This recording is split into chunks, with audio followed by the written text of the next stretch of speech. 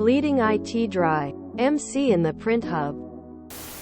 I currently work in a print hub and mentioned in a previous post that malicious compliance kind of just comes with the job. Here is another one that I just learned the outcome for this week. I had been on medical leave for quite some time. During that time, a number of systems and programs we used changed.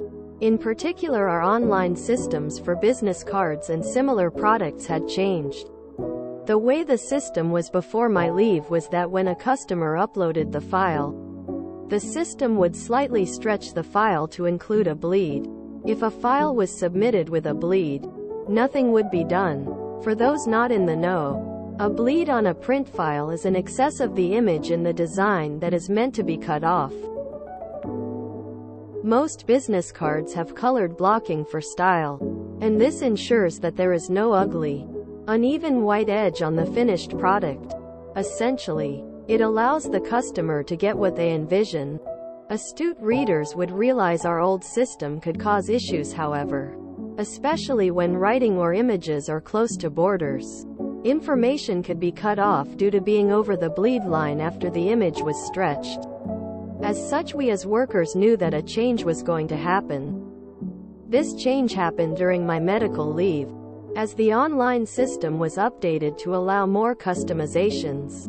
When customers uploaded files, they were presented with a digital canvas where they could change their text and images on their file. 2 boxes were presented on this canvas. One box showing the finished size of the product, and one showing the bleed we needed to ensure a proper cut. The problem is, the system no longer automatically stretched the provided file to the finished size, and certainly not to the bleed size. The new system allows customers to properly fit themselves, but rarely do they size it to bleed. As such, when we print and cut the finished product, there is often this ugly white band on 2 of the sides.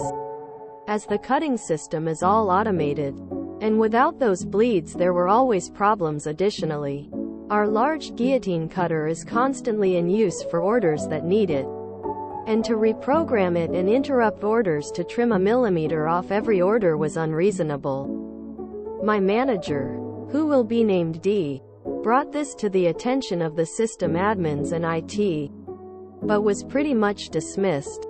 He was told to push those orders that did not have bleed into problem status, and they would take a look at the problem. Also to send a list of problem orders still not handled at the end of each week. When I returned to work 3 months ago, I was given a rundown of everything that was new, including this new problem. I followed this malicious compliance currently in progress, none the wiser to what D was doing, pushing the orders without bleed into problem status, which was quite a fair amount, to be honest. I didn't really think much about it, however. Towards the beginning of this month, D had asked me to scan in February's problem orders, easily 500 orders, ensure each problem was its own separate file, then file them in a filing cabinet out back.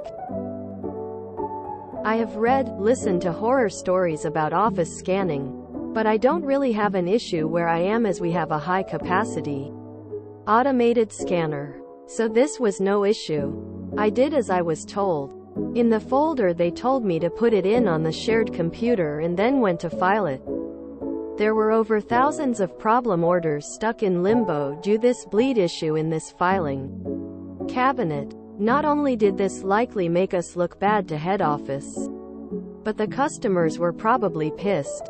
When I asked D what was going on with this issue, he explained everything, and informed me of his plan.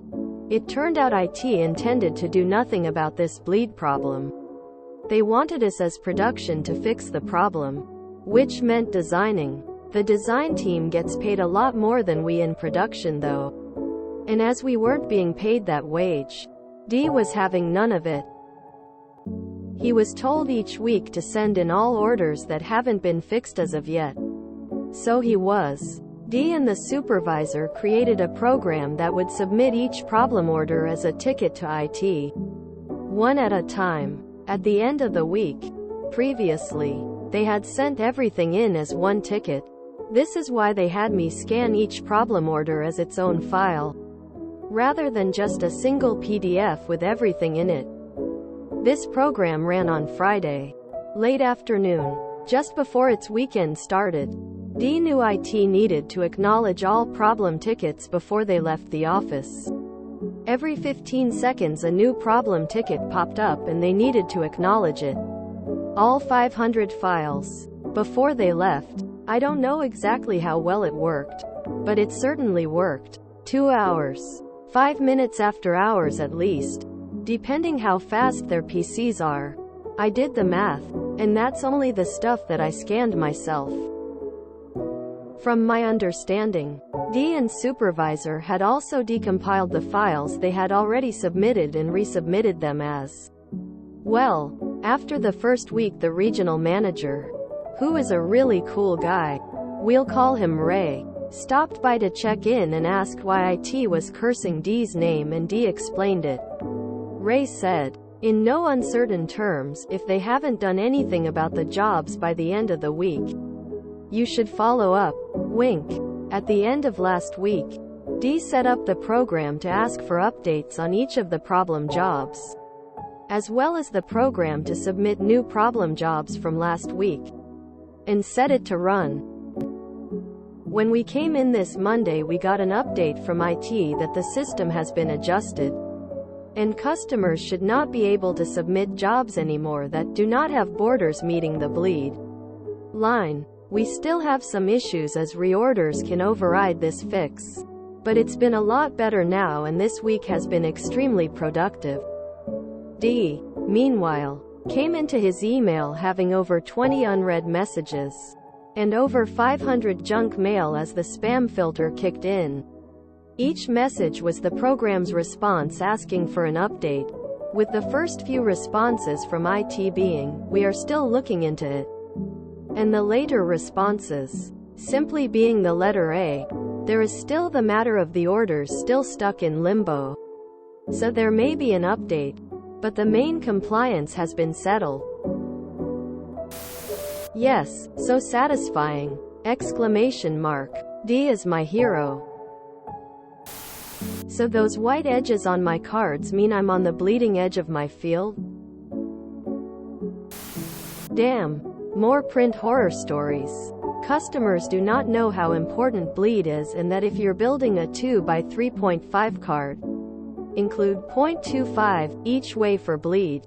Our online system had the visible area and a dotted box outside to show the bleed. Invariably, customers would set their full color background right up against the visible area. If we were setting it up manually, we'd fix the size on the spot.